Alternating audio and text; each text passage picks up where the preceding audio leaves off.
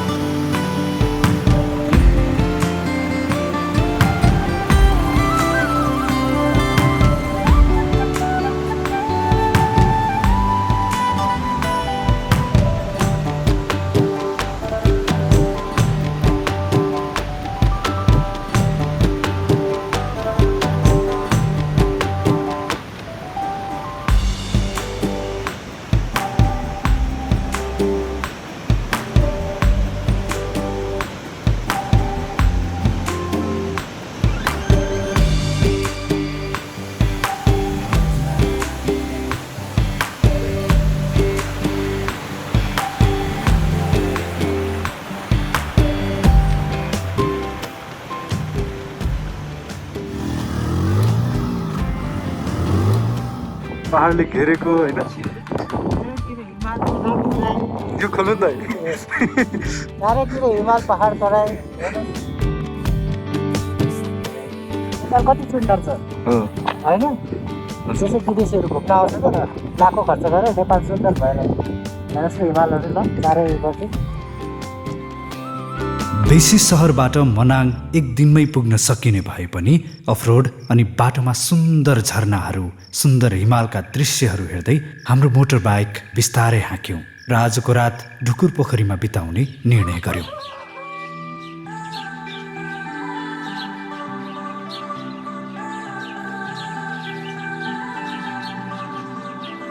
राति एकदमै चिसो थियो, तर आज बिहानको यो घामले हाम्रो शरीर स्पर्श गर्दा न्यानो महसुस भयो र यहाँ नजिकै रहेका हिमाली क्षेत्रहरू, अन्नपूर्ण 3 साथै यो चट्टाने पहाड हेर्दै हामी मन्त्रमुग्ध भयौँ।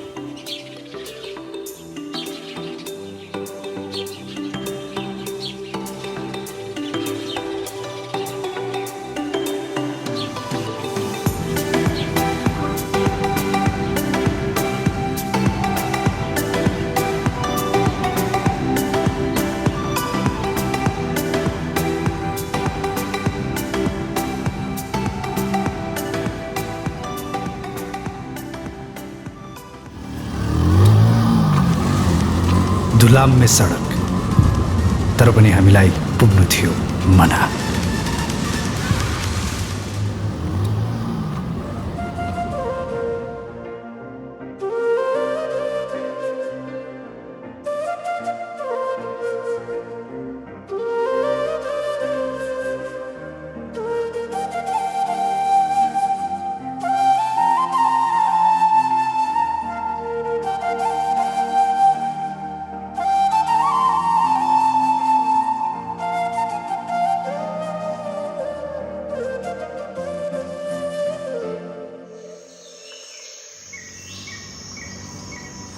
सो फाइनली हामी मनाङ पुगिसकेका छौँ होइन।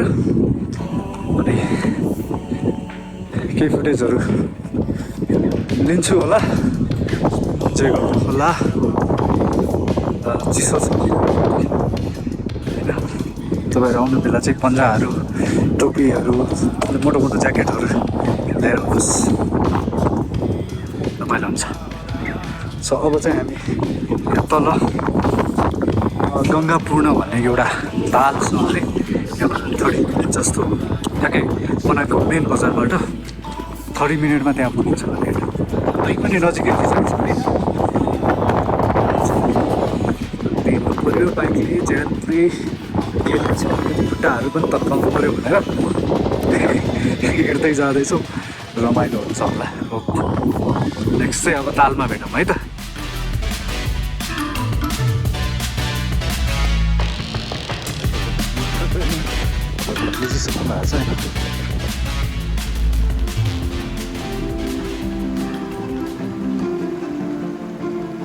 मर्साङदी यहाँ हेर्दा चाहिँ अझ सानसानै भएर गइरहेको छ होइन। तल बढ्दै बढ्दै जाँदा ठुल्ठुलो हुँदै जान्छ झोलुङ्गे पुल छ माथि हिमाल छ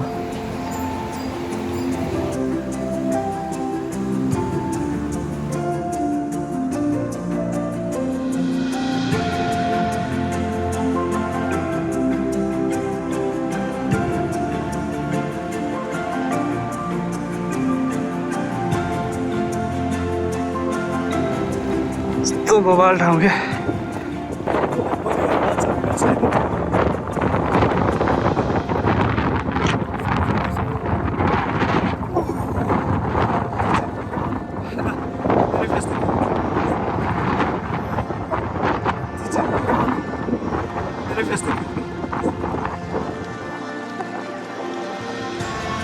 यहाँबाट चाहिँ ताल खोल्या रहेछ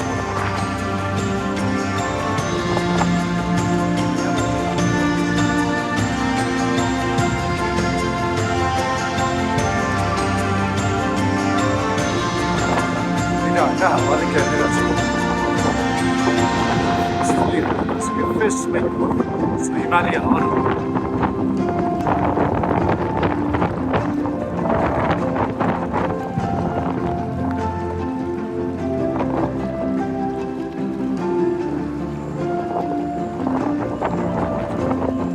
बाँकी चाहिँ हामी फोटो सेसनहरू गर्छौँ होइन ध्यान राख्छ कनेक्टेड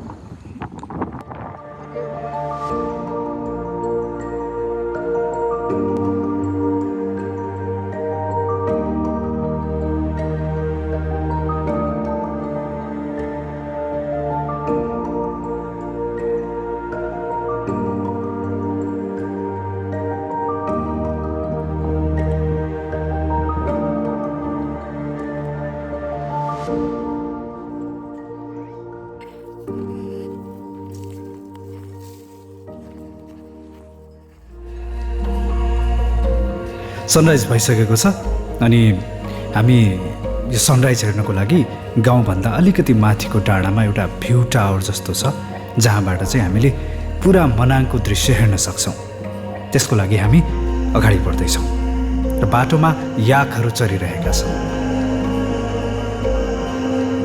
याकहरू भिरमा चढ्दछन् याकको बनावट नै यसरी बनेको हुन्छ जो भिरमा पनि सजिलैसँग जान सक्छन्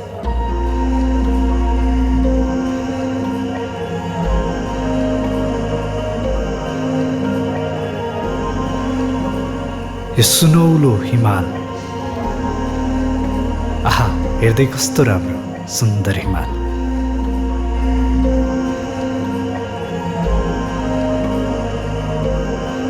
सूर्यको प्रकाश पर्ने बित्तिकै कस्तो सुनौलो भएको आनन्द आयो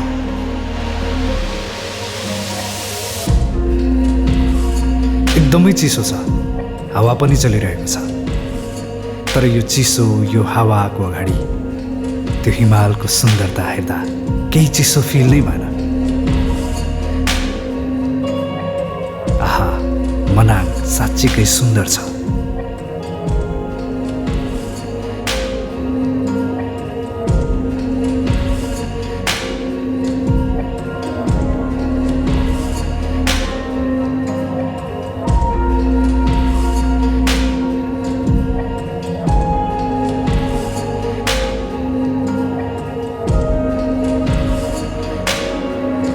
फाइनली आज मनाङको अन्तिम दिन होइन अब मनाङबाट हामी निस्किन्छौँ अनि तल बेसी सहरमा फेरि बस्छौँ होला अनि हामी यो भ्यू पोइन्टमा छौँ माथि